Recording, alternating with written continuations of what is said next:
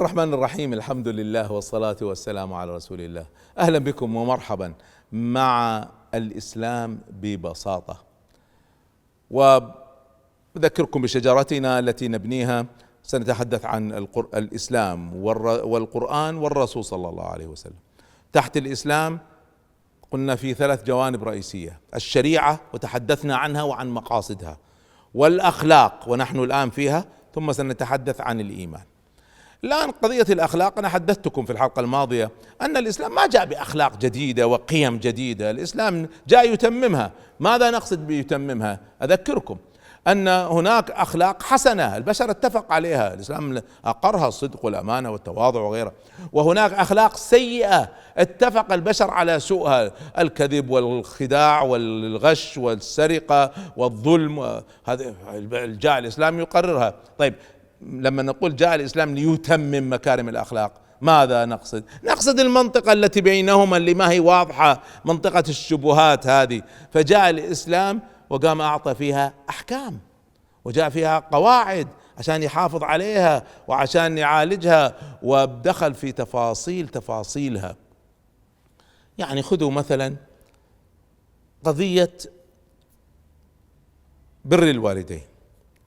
بر الوالدين هذه مسألة عظمها الإسلام وجعلها من الكبائر، عقوق الوالدين كبائر كبيرة من الكبائر، حتى إلى درجة أنه لما يذكر عقوق الوالدين يذكرها دائما ومعها يذكر الشرك بالله سبحانه وتعالى، عظمها تعظيم كبير جدا.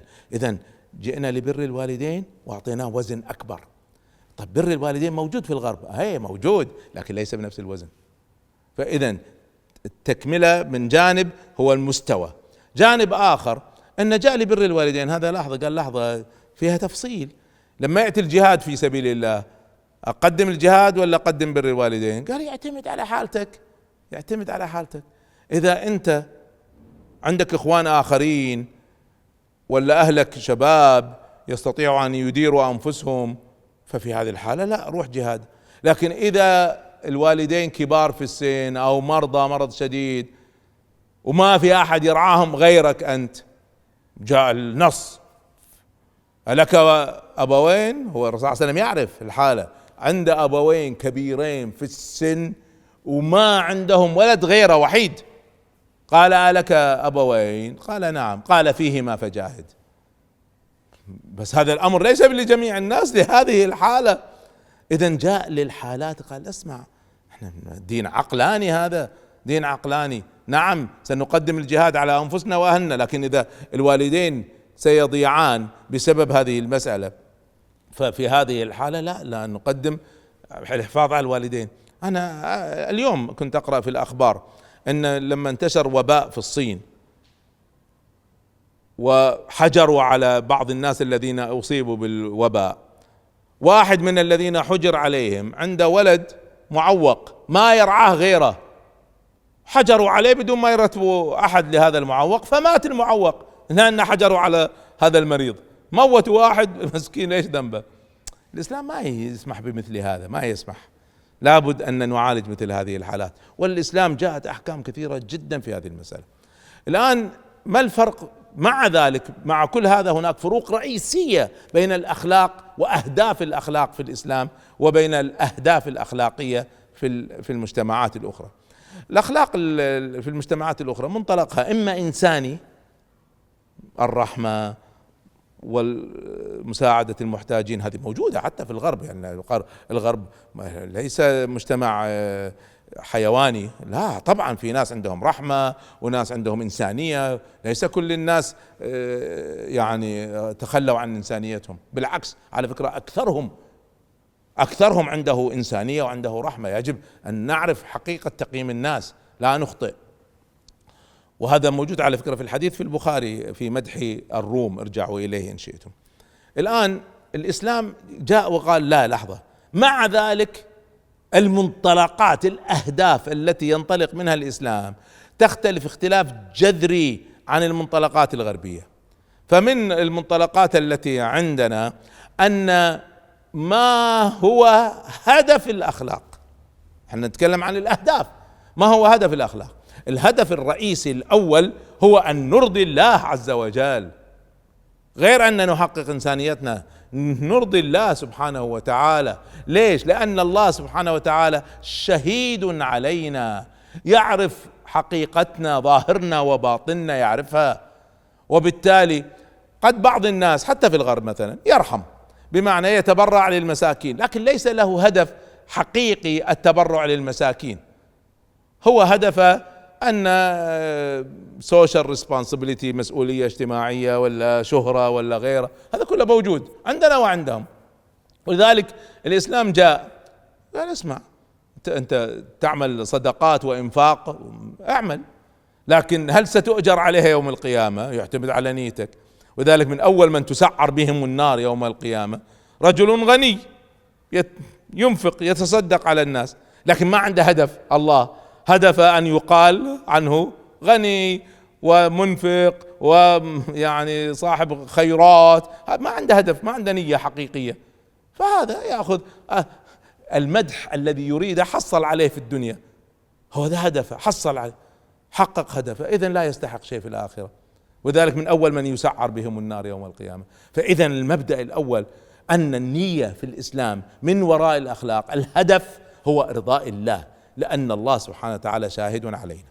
فرق آخر في الأخلاق الإسلامية عن كل الأخلاق الأخرى، أن الأخلاق الإسلامية فيها توازن بين الأحكام والكون. أعيد، أحكام الأخلاق الإسلام نفسها فيها توازن بين الإنسان والمجتمع والكون كله. شوفوا لما درست علم الأخلاق في الغرب في تفاصيل، لكن ما وجد في أشياء في الإسلام ما وجدتها أصلا في الغرب.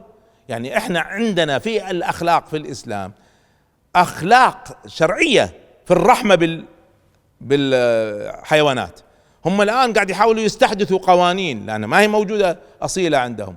احنا أصيلة في الشرع، يعاقب الإنسان عليها شرعا يعاقب عليها. حتى النظافة يعني لا يجوز الإنسان يقضي حاجته أجلكم الله تحت شجرة على طريق الناس، لأنه سيؤذي الناس، ما يجوز هذا وأمثالها. فجاء الإسلام ليتوافق مع كل شيء. ولذلك شوفوا قضية احنا حماية البيئة، عندنا حماية البيئة احنا لا نتعامل معها تعامل قانوني.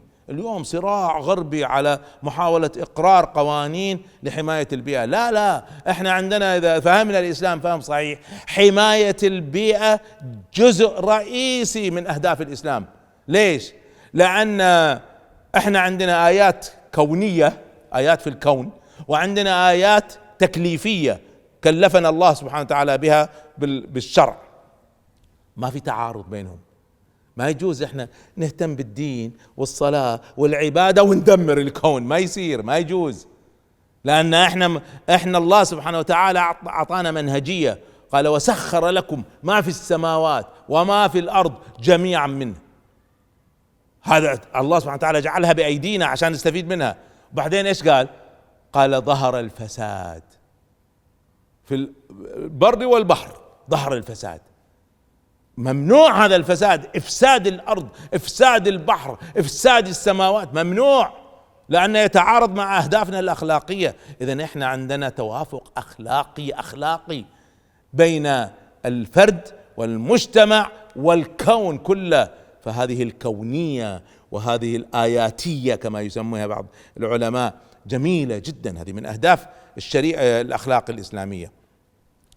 من اهداف الاخلاق الاسلاميه ومن قواعدها الرئيسية اللي أنا شرحتها لكم لما تكلمت عن الضرورات، الوديعة، أن الإنسان جسده وماله وعقله وأسرته والأرض، هذا هو لا يملك شيئا منها، هي وديعة عنده، يجب أن يعيدها لصاحبها بدون ما يتلفها. هذه وديعة، وشرحتها لكم بتفصيل، ارجعوا لحلقة الضرورات تجدوها فيها. فما يجوز لي ألعب بجسدي ولا ألعب بأسرتي على كيفي ولا ألعب بالأرض أنا ما أملكها، هذه لا أملكها، ولا ألعب بأموالي ما أملكها. فالأخلاق الإسلامية عندها هذه الفلسفة التي وراها، أنت لا تملك، أنت مؤتمن. مبدأ آخر رئيسي جدا، وهو أن مصدر الأخلاق مصدرها من أين عندنا في الإسلام؟ مصدرها من الفطرة، الله خلقها فينا. شوفوا في بعض النظريات الغربية الفلسفية، أنا درست شوية في الفلسفة، يقول لك الإنسان يولد صفحة بيضاء، بعدين يكتب فيه الأخلاق والقيم هذا قرار. بالنسبة لنا كمسلمين هذا كلام غير صحيح، والإسلام واضح جدا في هذه المسألة. يقول الله سبحانه وتعالى: ونفس وما سواها. هذه التسوية لها معنيين: سواها يعني في أحسن مستوى، في المستوى العالي، التسوية العالية، وسواها يعني متساوية. فألهمها يعني جعل في فطرتها، فألهمها فجورها وتقواها. فيها الفجور فيها التقوى. قد أفلح من زكاها وقد خاب من دساها. هو خلق فيك الاستعداد للخير والشر وجعله فطرة، أنت اللي تحرفه يمين أو يسار، هذا قرار بيدك أنت كإنسان، وتؤجر وتعاقب بناء على هذه المسألة. وآخر مبدأ، وهو أننا مسؤولين ليس فقط عن أنفسنا، مسؤولين عن الجميع. عندي مسؤولية اجتماعية، عندي مسؤولية تجاه المستضعفين. وما لكم ألا تقاتلوا في سبيل الله والمستضعفين. تقاتل جهاد من أجل المستضعف، حتى لو ما كان مسلم يجب أن ندافع عنه. فإحنا مسؤولين عن جميع ما في الأرض. هذه منطلقات الأخلاق في الإسلام، ولذلك تختلف جذريا عن الأخلاق في العالم كله. في الحلقة القادمة بإذن الله سنتحدث عن أهداف الإيمان. استودعكم الله، والسلام عليكم ورحمة الله.